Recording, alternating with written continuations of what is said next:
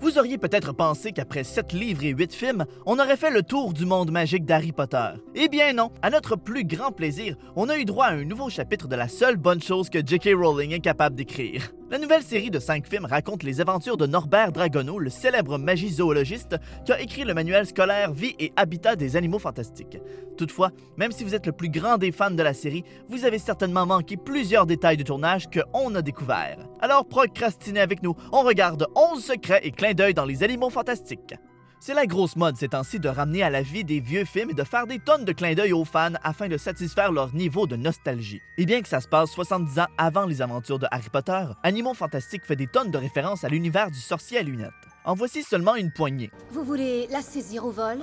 Vous êtes un attrapeur de vérité?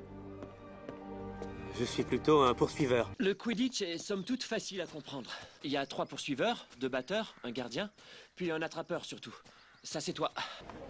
Le boulot au ministère, livrer mon manuscrit. J'ai hâte de le voir sortir. Vie et habitat des animaux fantastiques. Comment se fait-il qu'Albus Dumbledore vous affectionne tant? L'état Lestrange.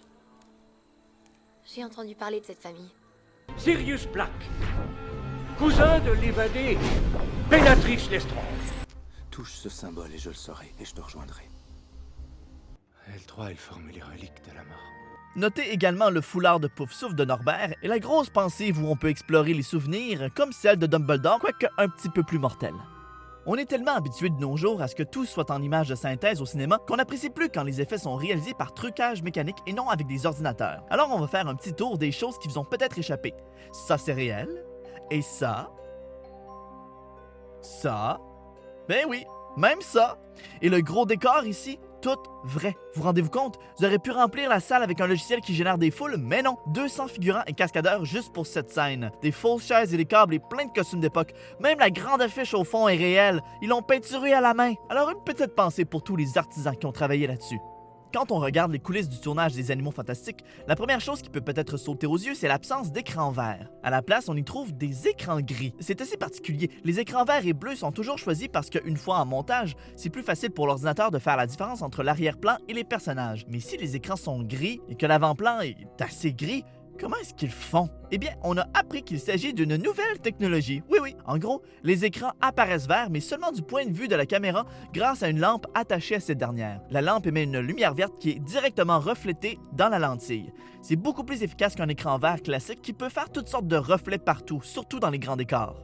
Le Makusa est l'équivalent américain du ministère de la Magie en Angleterre.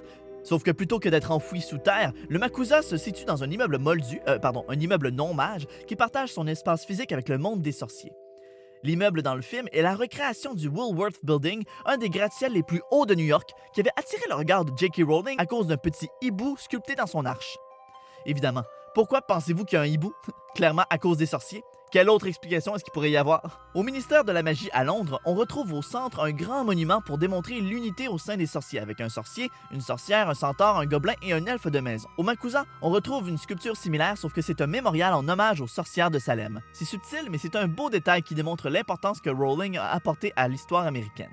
Si on a été très attentif, on a pu voir Norbert Dragono 12 ans avant la sortie de Animaux Fantastiques. Oui, il apparaît dans le bureau de Dumbledore. Oui, bon, je sais, faut savoir que c'est lui. Et c'est apparemment une erreur parce que seuls les directeurs décédés sont censés y apparaître. Et on sait qu'il est vivant parce que dans Le Prisonnier d'Azkaban, il est sur la carte du maraudeur, évidemment sous son nom anglais Newt Scamander. D'ailleurs, son nom en français, est-ce qu'on peut en parler à quel point c'est niaiseux comme traduction?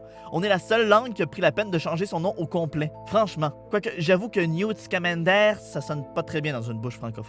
Norbert Dragono. Bon, c'est correct, Norbert Dragono, finalement. Ceux qui ont lu les livres se rappellent peut-être de la chanson de Poudlard, un hymne scolaire que l'on chante sur l'air qu'on veut.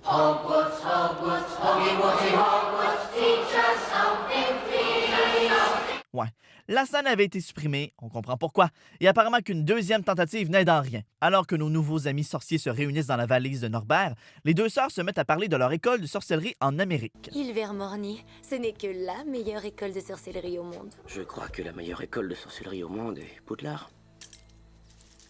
N'importe quoi. Et pour prouver la supériorité de Ilvermorny à Poudwash, elles chantent l'hymne de leur école. We stand as one, united against the Puritan. We draw inspiration from Good Witch Morrigan, for she was persecuted by common wandless man.